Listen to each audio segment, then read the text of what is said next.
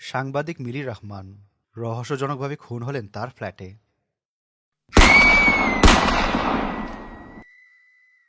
ঠিক তার দুদিন পর পরিত্যক্ত এক জায়গায় পাওয়া গেল আরেক সাংবাদিক শরীফুল আলম রাজের লাশ। পিবিআই তদন্তকারী কর্মকর্তারা দুজন বেশ শক্তভাবেই ধরলেন এই ক্লুলেস কেসের হাল। একের পর এক পর্দা উঠতে লাগলো, বেরিয়ে এলো তাদের খুনের কারণ। তদন্তকারী দুই কর্মকর্তা ক্রমান্বয়ে ফেঁসে গেলেন রাজনীতির এক অন্ধকার জগতে। হঠাৎ তাদের উপলব্ধি হলো, যতটুকু প্রমাণ ধরে তারা এই পর্যন্ত এসেছে ততটুকু আর কেউ নয়, সেই পেশাদার খুনিটি তাদের দিয়েছে। কিন্তু পেশাদার সেই খুনিটি কেন তার মনিবকে আড়াল না করে তদন্তকারী কর্মকর্তাদেরকে তার মনিবের পিছনে লেলিয়ে দিল? কি রয়েছে সাংবাদিক মিলি রহমানের সেই নীল দুই চোখে?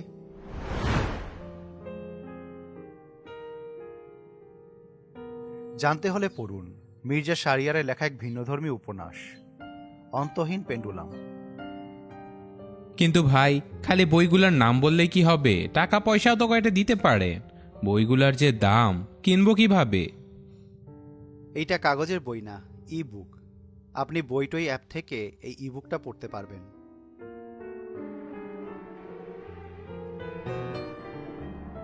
আহা হা হা হা হা, শখ কত! তারপর ইবুকের দাম হাঁকাবেন 90 টাকা, 100 টাকা। আপনাদের ধান্দা ভাই জানা আছে। না বোন, বইটইয়ে অন্তহীন পেন্ডুলাম ই বুকটি সম্পূর্ণ ফ্রি। পড়ার জন্য কোনো টাকা দিতে হবে না। কি বলেন, সত্যি? বাবু, আমরা ভারতীয়রা কিভাবে পড়বো তাইলে? বইটই তো আমাদের এখানে চলছে না। আমরা কি তবে বৈষম্যের শিকার হলুম? না, কোনো বৈষম্যের শিকার হতে হবে না। ভারতীয়দের জন্য প্রতিলিপি অ্যাপে এই উপন্যাসটি দেওয়া আছে, সম্পূর্ণ ফ্রিতে পড়তে পারবেন সেখান থেকে। ও ভাই, অত কিছু বুঝি না। এত অ্যাপ ট্যাপ কে নামাতে যাবে? হ্যাঁ, ফেসবুকে দিলে দাও, না হলে পীড়িতের আলাপ বন্ধ করো। জি, শুধু বইটই আর প্রতিলিপি না, ফেসবুকেও সম্পূর্ণ ফ্রিতে গল্পটা পড়তে পারবেন আপনারা। এবার হয়েছে, আর কোনো অভিযোগ জানায়েন না। ভিডিও শুরু হইতে দেরি হলে আর অডিয়েন্স আস্ত রাখবে না। আর যারা যারা উপন্যাসটা পড়তে চান, ভিডিও ডিসক্রিপশনে সবগুলো সাইটের লিঙ্ক দেওয়া থাকবে, এখান থেকে পড়ে ফেলুন। এই পাপ্পু, দৃশ্য বদলাও, সিন প্যাক আপ।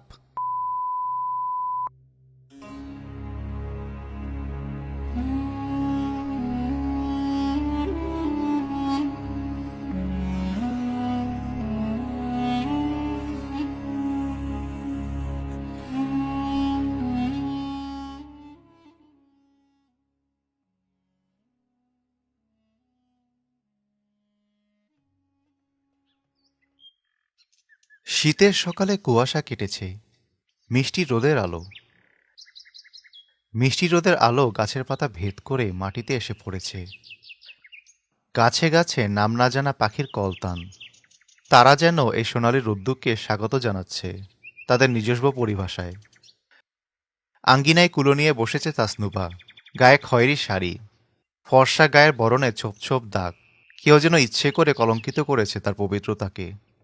নির্মল মনে সে চাল থেকে ধানের অবশিষ্টাংশ বাছাই করছে। মনে মৃদু ভালো লাগার কারণ তার অজানা, তবে আজকের দিনটা তার জন্য শুভ। নোমানের অসুখটা সেরেছে, ছেলেটা আবার আগের মতো পুরো বাড়ি মাতিয়ে রাখবে, মা বলে ডেকে তার আসলে মুখ লুকাবে। ছেলেটা বড়ই লাজুক। এক গাড়ি এসে থামল বাড়ির সামনের রাস্তায়। তাসনুবার মলিন ভাবনায় ছেদ পড়ল। এই রাস্তায় সাধারণ মানুষ তো দূর, অসাধারণ কোনো ব্যক্তিত্বও আসে না, সেই জায়গায় আস্ত একটা গাড়ি। তাসনুবার তীক্ষ্ণ দৃষ্টি দিয়ে তাকিয়ে আছে গাড়িটার দিকে। সামনে দরজা খুলে নামলো রাফি। একে একে পিছনের দুই দরজা খুলে নেমে এলো দুজন, একজন ছোট সদস্য, আরেকজন যুবতী। রাফির কাছাকাছি আসতেই সুমনা বলল, এই তাহলে তাসনুবার শ্বশুর বাড়ি? নীলগিরি জঙ্গলের এদিকটায় কেউ থাকে বলে তো জানতাম না। কেউ না থাকলেও এরা থাকে। ওই যে দেখো, আমাদের রানী কুলা নিয়ে বসে আছে। বলেছিলাম না এর কোনো গতি হবে না, বদমাইশ একটা। থামো তো, খুশির খবর দিতে এসেছো, ঝগড়া বাঁধাতে নয়। রাগ ঠাক সব ফেলে চলো। তুনু, আয়। তারা তিনজন বাড়ির আঙ্গিনায় আসতেই তাসনুবা কুলো পাশে রেখে উঠে দাঁড়ায়। সে হতবিহুল। তার ভাই এখানে এসেছে, নিশ্চয়ই আবার তাকে নিয়ে যেতে চাইবে। তাসনুবা প্রস্তুত হয়ে নেয় সময়টাকে সামাল দেওয়ার জন্য। সুমনা সর্বপ্রথম এগিয়ে এসে তাসনুবার সামনে দাঁড়ায়, বলে, তুমি তুমি তাসনুবা না? কেমন আছো? অনেক দিন পর তোমায় দেখলাম। সুমনা আপু, আমাদের বাসায় যে আসতে। ভুলে যাওনি দেখছি। যাক, আমাদের কথা একটু হলেও মনে আছে তোমার। তুনো, ব্যাগটা দে। ছোট্ট মেয়েটা থেকে ব্যাগ নিয়ে সেখান থেকে কিছু চিপস বিস্কুট বের করলো সুমনা। তাসনুবার দিকে এগিয়ে দিয়ে বলল, রাফির কাছ থেকে শুনেছি তোমার একটা ছোট্ট ছেলে আছে। কোথায় ও? ওকে এগুলো দিও, খুশি হবে। না, নোমান ঘরে আছে, ঘুমাচ্ছে।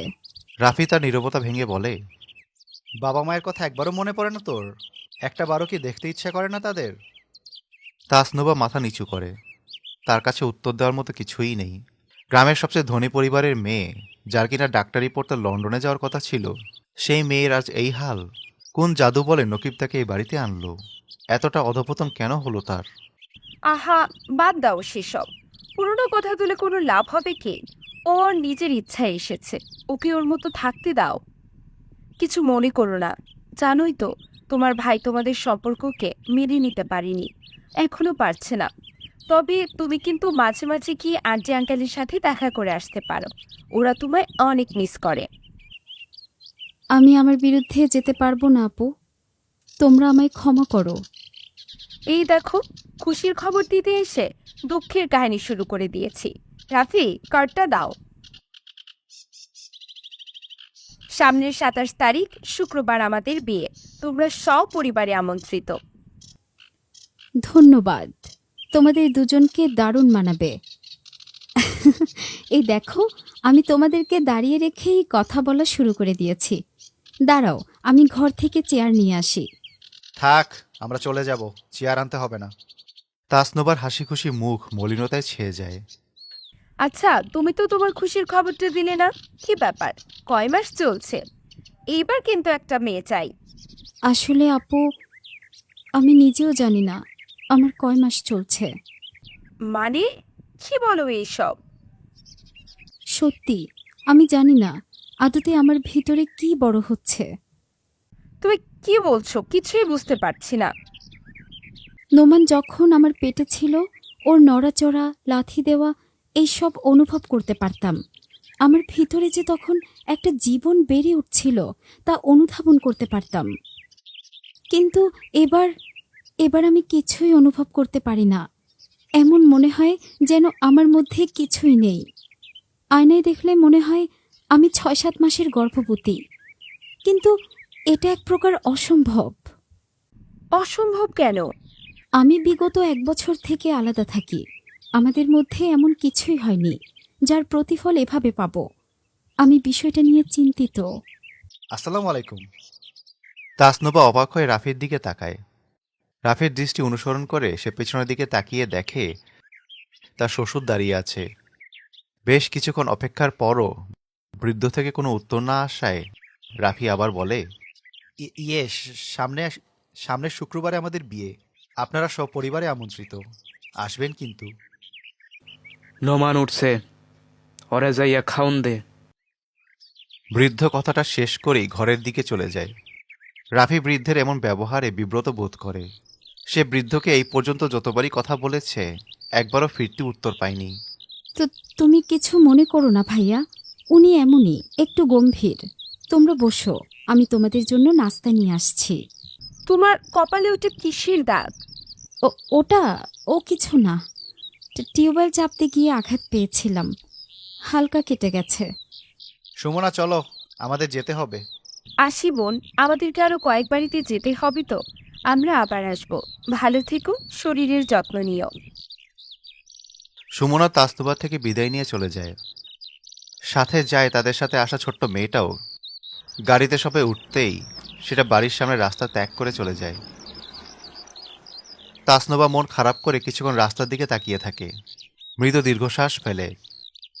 একঘেয়েমি জীবন যেন আলোর সংস্পর্শে এসেও আবার অন্ধকারে নিমজ্জিত হলো। তাসনুবা, এই তাসনুবা, কই গেলি তুই? ঘর থেকে নকিবের কণ্ঠ ভেসে আসে। তাসনুবা সব চিন্তাভাবনা মাথা থেকে ঝেড়ে ফেলে। দ্রুত কুলো হাতে নিয়ে ঘরের দিকে যায়। নকিব হাঁসফাঁস করে বিছানায় উঠে বসে। সে আগে শুয়েছিল, মনে তীব্র ক্ষোভ। তাসনোবা ঘরে প্রবেশ করতে এসে চেঁচিয়ে উঠল। এই, এত ডাকা লাগে কেন? কানে শুনোস না? আমি তো দ্রুতই আসছি। কি হইছে বলেন। আমার খাউন কই? আমার খিদা লাগছে, খাউন দে। আমি চাল বাসলাম মাত্র, এখন ভাত বসাবো। কি কইলি তুই? এতক্ষণ ধরে চাউল বাসছিলি? শালি, ভাত কখন খামু আমি?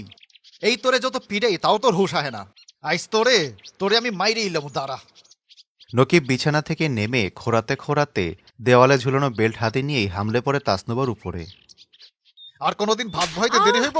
হ্যাঁ, আর আমাকে দেরি ছেড়ে হইব? দিন। আমি আর দেরি করব না। আল্লাহ, আমাকে ছেড়ে দিন।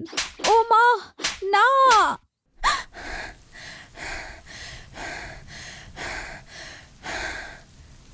দিদি, দিদি কি হয়েছে? তুমি ঠিক আছো? পানি, পানি খাবো, পানি।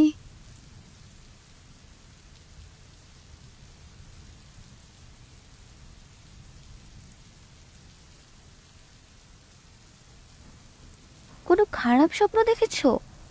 তার থেকেও বেশি কিছু। লোকটাকে নিষ্ঠুরভাবে মেয়েটাকে মারছিল। কোন মেয়ে? কার কথা বলছো তুমি? তাসনুবা, মেয়েটার নাম তাসনুবা।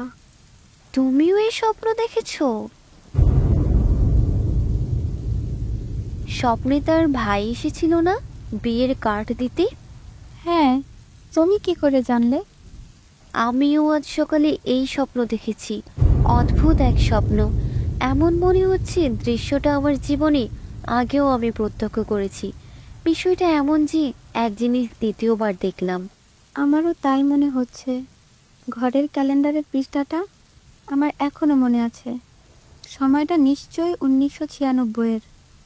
কিন্তু মানুষ কি নির্দিষ্ট কোনো এক সময়ের স্বপ্ন দেখতে পারে, তাও আবার অতীতের? জানি না, হয়তো বিষয়টা কাকতালীয়। তোমার জ্বর কমেছে দেখি। তোমার কপালে এই দাগ কিভাবে আসলো? কোন দাগ? কিসের দাগ? তাজ তোমার কপালে যেমন দাগ ছিল ঠিক তেমন। এসব কি হচ্ছে? আফা, দরজা খোলেন, নাস্তা আনছি। সাবিনা উঠে চলে যায় দরজা খুলতে। কাল রাতে হঠাৎ দেখি জ্বর চলে আসে। সেও ধিকির সাথেই ঘুমিয়েছিল। সাবিনা গিয়ে দরজা খুলে দেয়।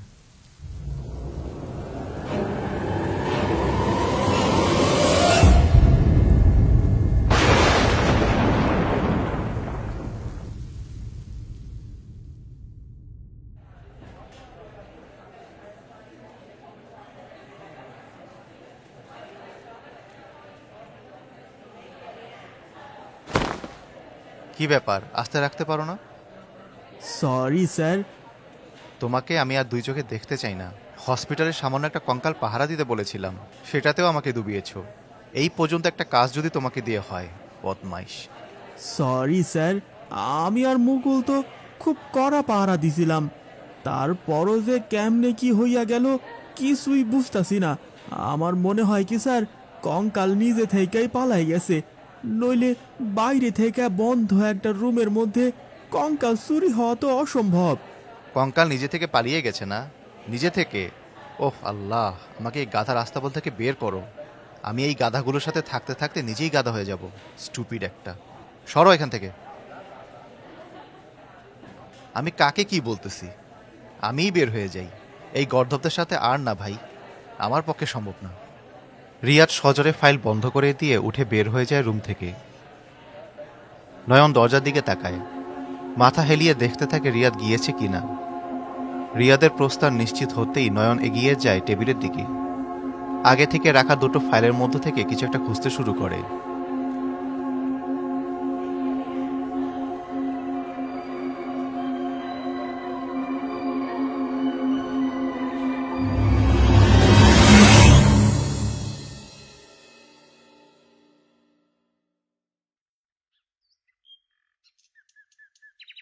করিডোর দিয়ে এগিয়ে আসছে তানিয়া। বার দুয়েক হাত ঘড়ি উঠিয়ে দেখল সে আজ অনেকটা দেরি হয়ে গেছে আসতে। ফাইল রিপোর্ট জমা দেওয়ার আগে শেষবারের মতো রিভিশন দেওয়া প্রয়োজন, না হলে পরবর্তীতে ভুল তথ্য চলে গেলে সমস্যা। নিজ কেবিনে প্রবেশ করে চেয়ারে বসল তানিয়া। কাঁধের ব্যাগটা রেখে সেখান থেকে কাগজগুলো বের করলো। ঋতুরাজ তাড়াতাড়ি আসার কথা ছিল, তার কাছে দ্বিতীয় খণ্ডটা আছে। এত লেট যে কেন করছে ও? তানিয়া কিছুক্ষণের মধ্যেই এসব চিন্তা মাথা থেকে সরিয়ে সঠিক রিপোর্টগুলো বাছাই করতে লাগলো।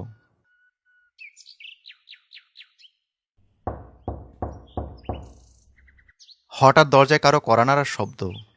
লোকটা ক্যাবিনে প্রবেশ করলো না, দরজা খুলে সেখানেই দাঁড়িয়ে বলল, ম্যাম, ভেতরে আসবো? সালাউদ্দিন, আসো। লোকটি ভেতরে ঢুকলো না, বাইরেই দাঁড়িয়ে থাকলো। ম্যাম, শহীদুল স্যার আপনাকে একটু ডেকেছেন। আমি রিপোর্ট নিয়ে যাচ্ছিলাম ওইদিকে, সমস্যা নেই, আমি আসছি। আসলে ম্যাম, স্যার রিপোর্ট ছাড়া অন্য একটা বিষয় নিয়ে আপনার সাথে কথা বলতে চেয়েছেন। আপনি তাড়াতাড়ি গেলে ভালো হয়। তানিয়া কিছুটা অবাক হয়, পর মুহূর্তে বলে, আচ্ছা যাও, আমি আসছি। লোকটা চলে যায়। তানিয়া কিছু কাগজ হাতে নিয়ে উঠে বেরিয়ে যায় কেবিন থেকে।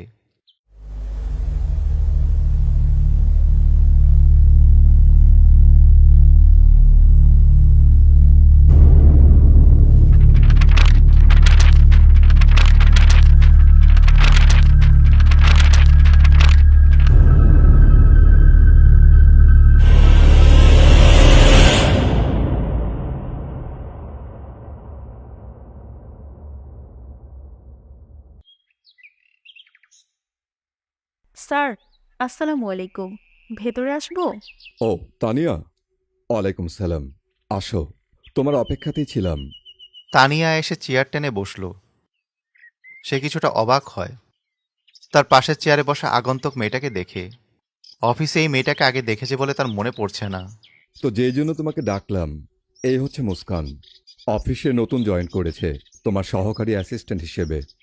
কথাটা শুনেই তানিয়া আকাশ থেকে পড়ল। আমার অ্যাসিস্ট্যান্ট? কেন স্যার, ঋতু তো আছেই। ও রিজাইন নিয়েছে। ওর রিজাইন লেটার আজ সকালে আমাকে মেল করেছে, সাথে কিছু কাগজও। যে প্রজেক্টে ও সামিল ছিল তার অর্ধেক পেপারসও আমাকে পাঠিয়ে দিয়েছে। ঋতু রিজাইন নিয়েছে? কালকে রাতেও তো ওর সাথে আমার কথা হলো, ও তো আমাকে কিছু বলেনি।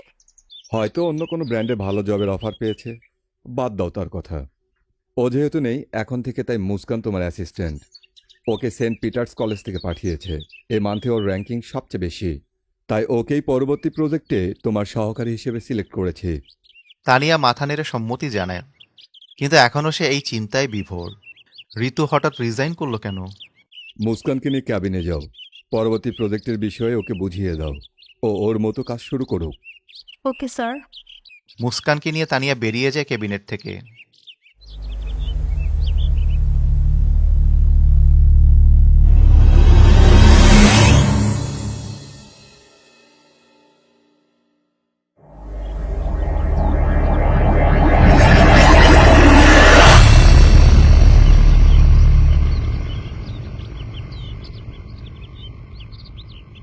তানিয়া মুস্কানকে নিয়ে তার ডেস্কে আসলো।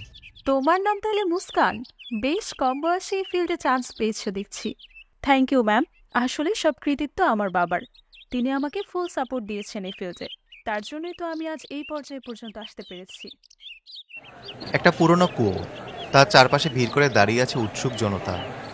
কুয়োর রশি টেনে ভারী কিছু তোলার চেষ্টা করছে কয়েকজন কনস্টেবল। কুয়ো থেকে কিছুটা দূরে দাঁড়িয়ে থাকা ছোট বালকটি তার বাবার পাশে দাঁড়ানো। সে তার নির্মল মন দিয়ে বুঝে ওঠার চেষ্টা করছে আশেপাশে পরিস্থিতি। হঠাৎ কুয়ো থেকে কিছু একটা অবয়ব উপরে উঠে আসতেই শোরগোল পড়ে যায় গ্রামবাসীদের মাঝে। ছোট্ট বালক এক দৃষ্টিতে সেদিকে ফিরে তাকায়। কুয়োর রশিতে বাঁধা এক তরুণীর নিথর দেহ, চোখের পাপড়ি খোলা, যেন চিরদিনের জন্য সে পাপড়ি দুটো থমকে গেছে। আম্মু,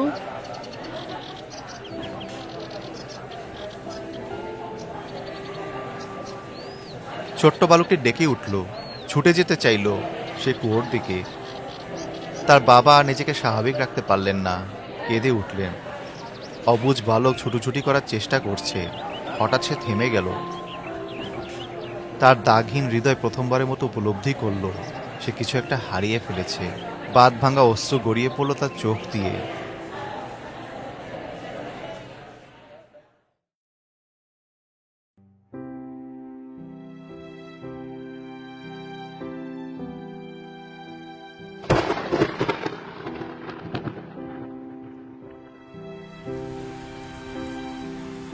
রাহাত অপর হাত দিয়ে তার চোখের পানি মোছে।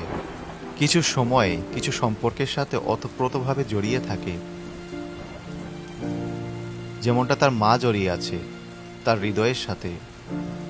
অস্বাভাবিক এক মৃত্যু। কেটেছে 24 বছর।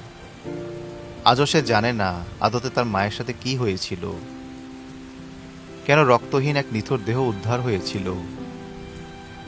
আজও সে জানে না আদতে তার মায়ের সাথে কি হয়েছিল।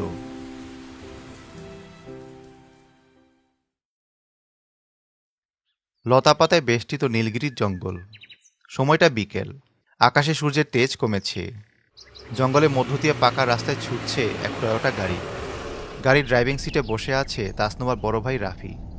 পিছনের সিটে রয়েছে তাসনুবা, সুমনা আর সাথে সুমনা ছোট্ট বোন তনু। তাসনুবা চিন্তিত। বিকেলে বাড়ির সবাইকে ভাত ঘুমে রেখে খুব সাবধানে সে বাড়ি থেকে বেরিয়েছে। সে ফেরার আগেই যদি তারা উঠে যায় তাহলে মহাবিপদ।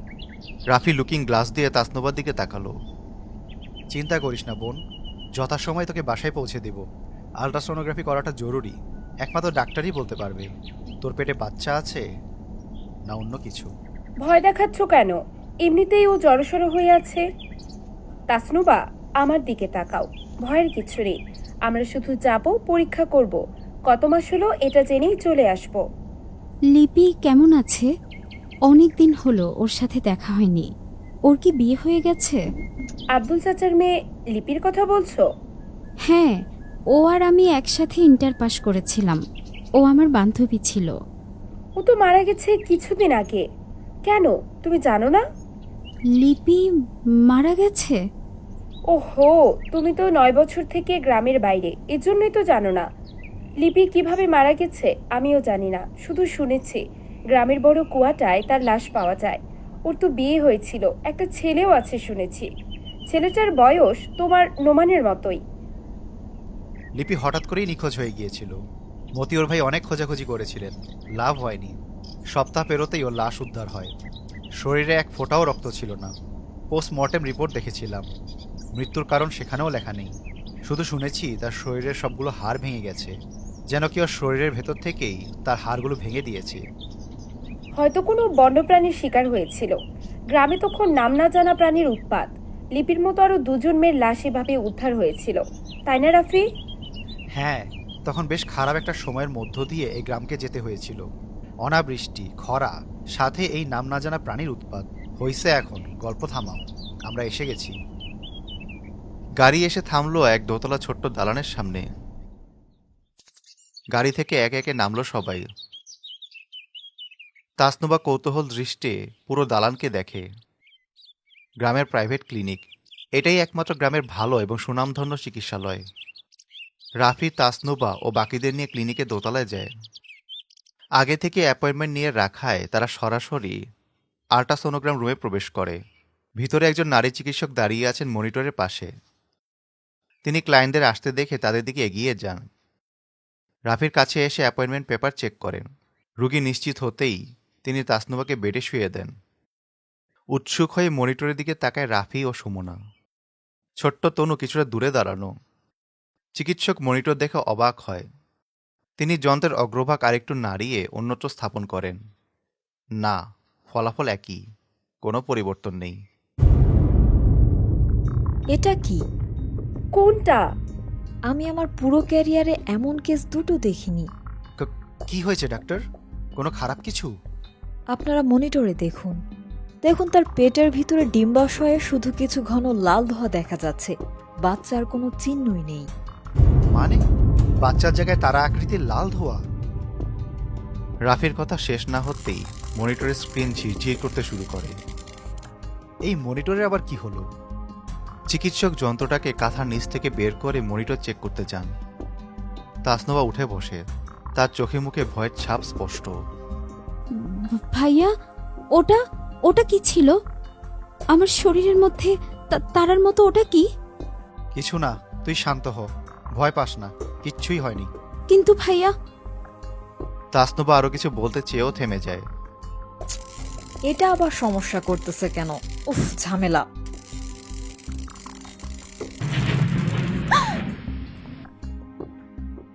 রাফি হাত ঘড়ি উঠিয়ে দেখল আসরের আজানের সময় হতে আর কিছুক্ষণ মাত্র বাকি। তোকে পরে সব বলবো, চল তাড়াতাড়ি, বাসায় ফিরতে হবে। ওরা উঠে তোকে না দেখতে পেলে সমস্যা, তাড়াতাড়ি চল।